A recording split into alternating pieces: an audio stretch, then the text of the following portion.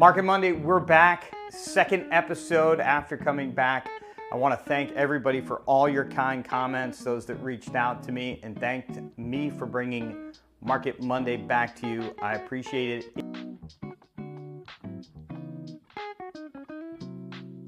It is June 2nd, 2025, and let's get in this week's numbers. We know, or I know, that it's all about the supply and demand, and so let's start with that. Supply is inventory. Let's first look at new listings. This isn't total inventory. This is just how many new properties have come onto the market.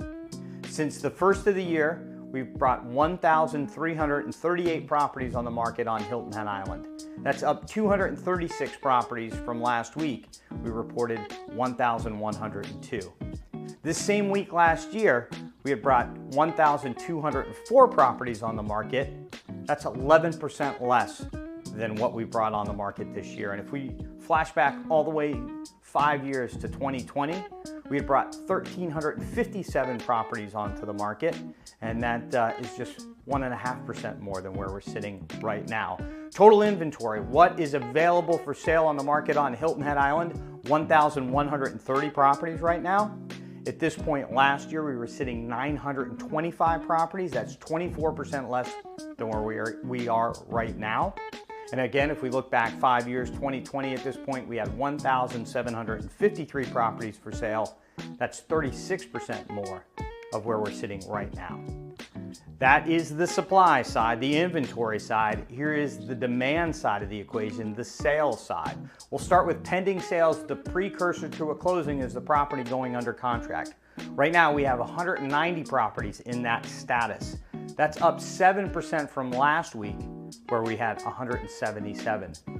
This same week last year, we were at 189, so virtually the same as where we are right now. But let's look back at 2020. We were just beginning to emerge from the lockdown around the pandemic. At least the southern states were. The northern states were still mostly locked down. We had 296 properties under contract at this point 5 years ago. That's 35% more than where we are right now. Now those end up closing, most of those end up closing.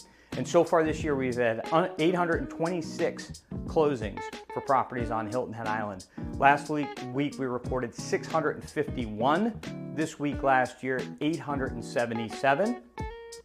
So we're 6% more a year ago than where we are right now. Not a huge difference. 2020, we're at 843, and that's just 2% more than where we find ourselves right now. So that's the supply and demand. The ratio that we look at with supply and demand is called absorption rate, or how many months inventory we have. Right now we're sitting at 5.9 months. That's down quite a bit from the 6.4 that we reported last week, so under that 6-month threshold. At this point though, last year we were at 4.9, so a full month longer, or a month more inventory on the market right now. Back in 2020 at this point, we're at 5.9, exactly where we are right now. Days on the market, the time that it takes a property to sell, we had a very nice drop this last week. 67 days is the average amount of time it takes a property to go under contract on Hilton Head Island. Last week we reported that is 89 days, 25% decrease in days on the market in the last week. Last year at this point we're at 71 days. That's 6% more than where we are right now, so another good sign for right now.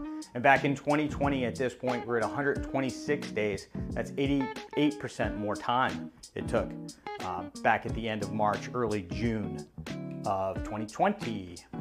Property values, how does all this impact property value? It's pretty substantial. Right now the the median sale price for a property on Hilton Head Island across property types, so we're talking houses, lots, and villas, $760,000. Last year at this point, it was $700,000. So we're up 8.6% over this point last year. If we look back 5 years to this point in 2020, we were at $419,000. So we're 81.5% higher than that. Over those 5 years, that averages 16.3% increase in property values, average per year over the last 5 years. And when I saw that number, it piqued my interest. So I wanted to know what we look like for 10 years, because certainly with the pandemic, the last 5 years are skewed. But the number is equally as impressive when I look back 10 years.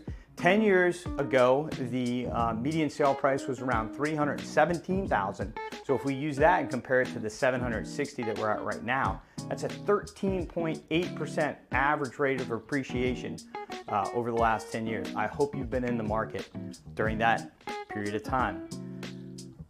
Thanks again for all the kind words from last week.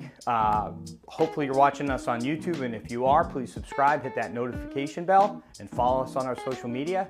That's it. We'll see you next week. Have a good one.